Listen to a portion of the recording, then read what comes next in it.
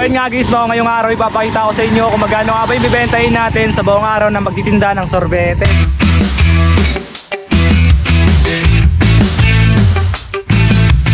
So ayun nga guys, no, palis na kami ni Mama, na itali niya na rin yung cart niya dito kay Logan. So ayun na nga guys, no, sa mga oras ka na to, na itali na nga ni Mama yung cart niya dito kay Logan. Okay, Bago nga pala kami ni Mama guys magpatuloy sa biyahe, nagpagas na nga pala muna kami dito ng halagang 50 lang ng favorite ni Logan na inumin na premium. So guys, dito ko na lang binaba si Mama, malapit sa bayan. Ayan, dito guys, bayan na yon. Tapos dun kami galing. Dito na nga rin pala kami ni Mama guys maghihiwalay. Ito, umpisa na nga namin yung paglalako ng sorbetes. Okay, shoutout kay nanay guys. Pagdating ko nga dito guys sa ruta ko, hindi pa ako nakapag-setup ng camera ko. Lumapit na kagad sila sa akin para bumili sa akin ng sorbetes. Vlog tayo, oo. Mga ilang minuto nga lang guys na pagkapwesto ko dito, sunod-sunod na nga yung mga bumili sa akin.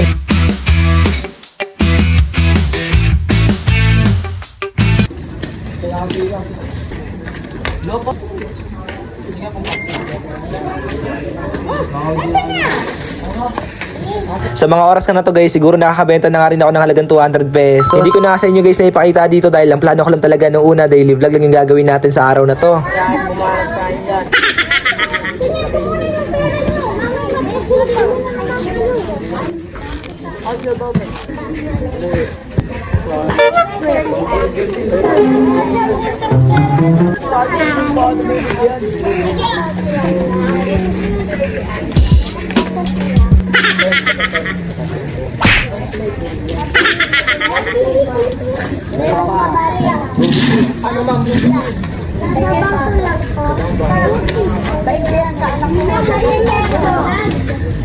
Guys, dinudubog na tayo dito guys.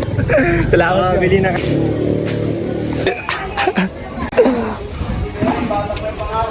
At dito nga guys, tuloy pa rin yung pagtatakal ko ng sorbetes. Dahil meron pa rin lumalapit sa akin dito para bumili ng sorbetes ng paisa-isa. Nung wala na nga pala guys bumibili, umalis na nga pala ako doon para pumunta nga sa panibagong ruta. Shoutout kina kuya guys. Thank you. Salamat. Thank you. So ayun nga guys, nandito na ako sa Bistikville. Ito na yung pangalawang ruta natin. Dito na nga pala guys sa Bistikville yung pangalawang ruta ko para maglako at magtinda ng sorbetes. At huminto nga pala muna ako dito. Meron na kasing bumili sa atin dito ng 10 piso. Ay, yung vlog yan. Okay, sa vlog ko. Kuya, lagay mo dito yan. Naka-vlog yan, kuya. Yes, wow. Thank you. Dito ko ilalagay yung ano ko, te. Pwede ba ice cream?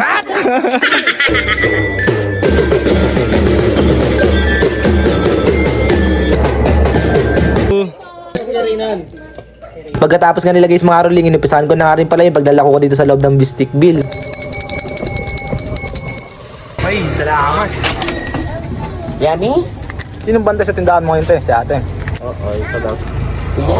Aoy! Salamat po.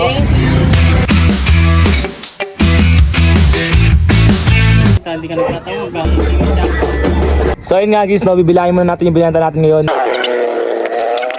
Guys, ayun yung mga barya natin. Ang bibilangin muna natin ngayon yung mga buo. Tingin ko wala pa tong 1K guys. Pero isasama natin yung barya, baka meron na tayong 1K na benta.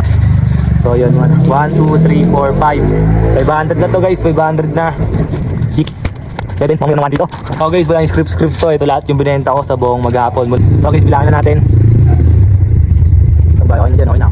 1, 2, 3, 4, 5, 6, 7, 8, 9 950 guys, bali ko sasama natin yung binigay natin sa mga nakaraling sa atin kanina. Ano, 1,050 yung binenta natin ngayong hapon guys. Kung isama natin yung binigay natin kanina na 100, pero huwag na natin isama yung kasi ito. Ay, mali.